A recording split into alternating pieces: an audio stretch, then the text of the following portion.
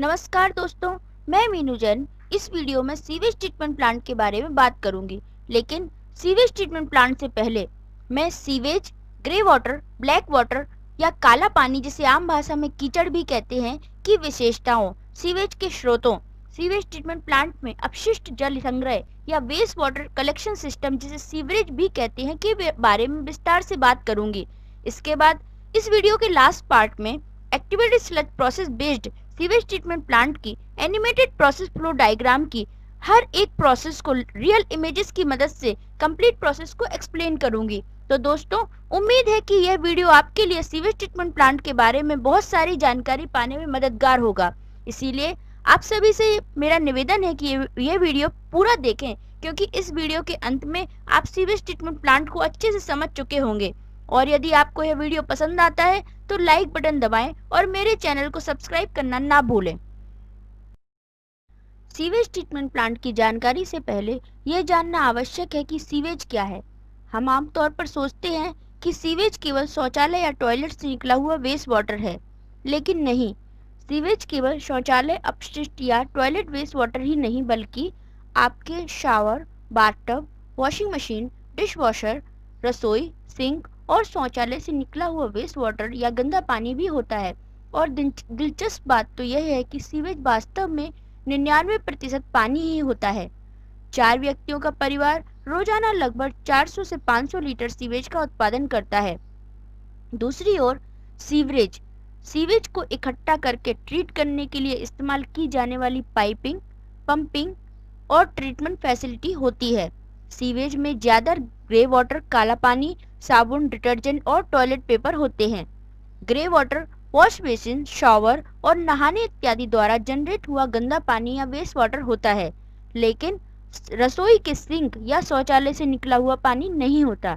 और grey colour के गंदे पानी को ट्रीट करके रिसाइकिल करके साइट पर ही फ्लशिंग, सिंचाई और कंस्ट्रक्टेड वेटलैंड इत्यादि में इस्तेमाल किया जा सकता है। और ब्लैक वाटर या टॉयलेट फ्लशिंग और रसोई के सिंक से निकला हुआ वेस्ट वाटर को बैक्टीरिया, वायरस और रोगजनकों द्वारा पॉल्यूट होने के कारण, बीमारियों के फैलने का खतरा होने के कारण घर में पुनः उपयोग या रिसाइकलिंग नहीं किया जाना चाहिए। इस तरह अलग अलग स्रोतों से उत्पन्न हुआ सीवेज या घरेलू उपयोग किया गया गंदा पानी, शौचालयों से निकला हुआ वेस्ट वाटर सीवरेज सिस्टम के माध्यम से सीवेज ट्रीटमेंट प्लांट में आता है। लेकिन यह सवाल यह है कि किसी भी नदी या किसी भी जल निकाय या लोकल वाटर बॉडीज में डिस्चार्ज से पहले सीवेज को ट्रीट ही क्यों किया जाना चाहिए?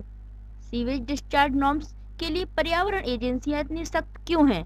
इसका कारण यह है कि सीवेज में कई सारे हानिकारक तत्व और बीमारियां पैदा करने वाले जीवाणु, जैसे इकोलाई, बैक्टीरिया, वायरस, रोगजन्य और विभिन्न प्रकार के सूक्ष्मजीव होते हैं, जो ऑर्गेनिक सामग्री को भोजन के रूप में और पानी में घुली हुई डिसॉल्व ऑक्सीजन को सांस लेने में उपयोग करते हैं, जिससे पानी में डिसॉल्व ऑक्सीजन लेवल कम हो जाता है और पानी में उपस्थित जलीय जीव जंतु मरकर सड़ना शुरू हो जाते हैं। इसीलिए अनट्रीटेड सीवेज को नदियों, समुद्रों में डिस्चार्ज करना या निर्वहन करना बहुत ही हानिकारक होता है, क्योंकि यह पानी के पूरे स्रोतों को प्रदूषित कर सकता है।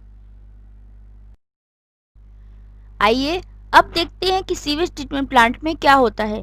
यहाँ activated sludge process based conventional sewage treatment plant का प्रोसेस फ्लो डायग्राम दिखाया गया है। यहाँ अलग अलग यूनिट ऑपरेशन की वर्किंग उनकी रियल इमेजेस के साथ एनिमेटेड प्रोसेस फ्लो डायग्राम में दिखाई गई है।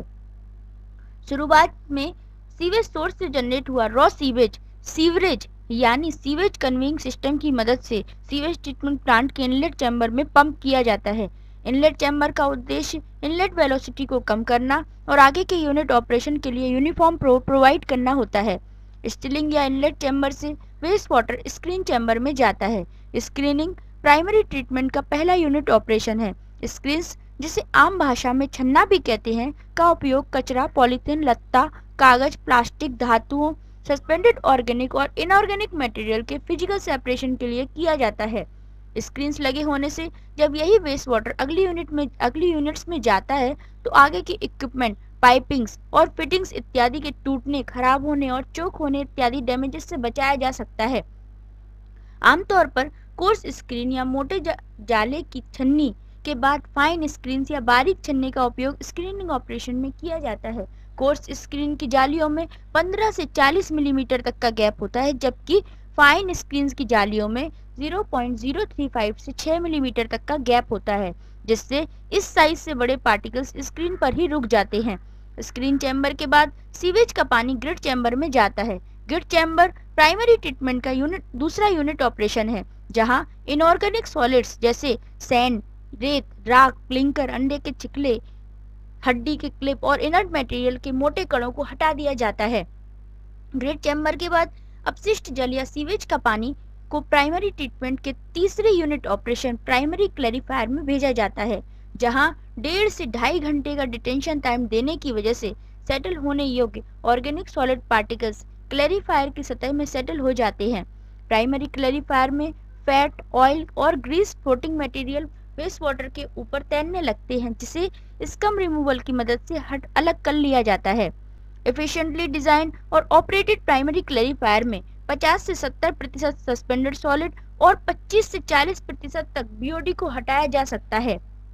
और प्राइमरी क्लैरिफायर सेकेंडरी क्लैरिफायर की ऑर्गेनिक लोड को भी कम करता है। प्राइमरी क्लैरिफायर के बाद प्राइमरी ट्रीटमेंट पूरा हो जाता है और सेकेंडरी ट्रीटमेंट शुरू हो जाता है, जिसमें प्राइमरी क्लैरिफायर का वेस्ट वाटर एयरेशन टैंक में जाता है, जहां सीवेज में एयर मिक्स की जाती है। एयर मिक्स करने के लिए या तो सरफेस एरेटर या डिफ्यूज एरेशन का इस्तेमाल किया जाता है। डिफ्यूज एरेशन, जो कि इस एनिमेशन में यूज किया गया है, इसमें टैंक के बॉटम में पोरस पाइप बिछे होते हैं, जिनसे हवा के बुलबुले या बबल्स के फॉर्म में सारे सीवेज में अच्छे से मिक्स होती रहती है, जो कि माइक्रो ऑर्गेनिज्म की मेटाबॉलिक एक्टिविटी में काम आती है, जिससे ये माइक्रो ऑर्गेनिज्म ऑर्गेनिक मटेरियल को बायोडिग्रेड कर देते हैं। Aeration tank sewage treatment plant का मुख्य हिस्सा होता है। इसका उपयोग बीओडी को हटाने के लिए, डिसॉल्व गैसेस जैसे हाइड्रोजन सल्फाइड इत्यादि को निकालने और कार्बनिक पदार्थों या ऑर्गेनिक मटेरियल के ऑक्सीडेशन के लिए किया जाता है।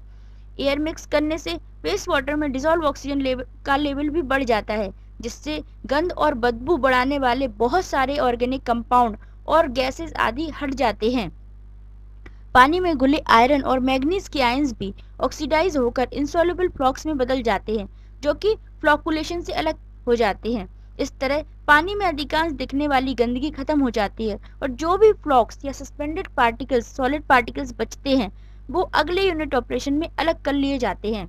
एयरेशन टैंक से वाटर सेकेंडरी क्लैरिफायर में जाता है, जहां बायोलॉजिकल स्लज को अलग कर लिया जाता है। याद रखें कि बायोलॉजिकल स्लज को अच्छे से हटाया जाना बहुत ही जरूरी होता है, क्योंकि फाइनली ट्रीटेड वाटर या फाइनल एफ्लुएंट की क्वालिटी और एयरेशन टैंक में एमएलएसएस लेवल को मेंटेन करने के लिए सही मात्रा में रिटर्न स्लज की मात्रा सेकेंडरी क्लैरिफायर में बायोलॉजिकल स्लज के सेपरेशन पर ही डिपेंड होती है। सेकेंडरी क्लैरिफायर टैंक के आउटलेट में पानी को डिसइंफेक्ट या कीटाणु रहित करने के लिए क्लोरीन मिलाया जाता है। क्लोरीनेशन के बाद सेकेंडरी क्लैरिफायर टैंक के ट्रीटेड पानी को ट्रीटेड वाटर कलेक्शन टैंक में कलेक्ट किया जाता है और उसके बाद फाइनल डिस्पोजल, गार्डनिंग और टॉयलेट फ्लशिंग इत्यादि के लिए आवश्यकता के अनुसार किया जाता है। सेकेंडरी क्लैरिफायर से और प्राइमरी क्लैरिफायर से एक्सेस स्लज को स्लज थिकनर में भेजा जाता है, जहां से फिल्टर वाटर को थिकनर की टॉप साइड वॉल में लगे लॉन्डर से वापस एरेशन टैंक में और थिक स्लज को थिकनर के बॉटम से स्लज डाइजेस्टर में पंप किया जाता है। स्लज डाइजेस्टर में ऑर्गेनिक स्लज का एनरोबिक माइक्रो ऑर्गेनिज्म ऑक्सीजन की एब्सेंस में एनरोबिक बायोडिग्रेडेशन करते हैं और थिक स्लज या डाइजेस्टेड स्लज और गैसेस में बदल देते हैं। गैसेस जैसे मीथेन, कार्बन मोनोऑक्साइड इत्यादि डाइजेस्टर की कोनिकल टॉप से गैस होल्डर में कलेक्ट होती है। इस गैस को बायोगैस भी कह सकते हैं और इसे आगे इस्तेमाल भी किया जा सकता है। और स्लज डाइजेस्टर के बॉटम से thick solid slurry sludge drawing bed में चली जाती है, जहां से मिली बिल्कुल ड्राइड स्लज को आगे खाद आदि के रूप में इस्तेमाल किया जा सकता है। इस तरह इस पूरी प्रोसेस को सीवेज ट्रीटमेंट प्रोसेस कहते हैं। उम्मीद है आपको सीवेज ट्रीटमेंट प्रोसेस अच्छे से समझ में आया होगा। यदि आपको ये वीडियो पसंद आया हो तो मेरे चैनल को सब्सक्राइब जरूर करें और इस वीडियो को लाइक और शेयर करें।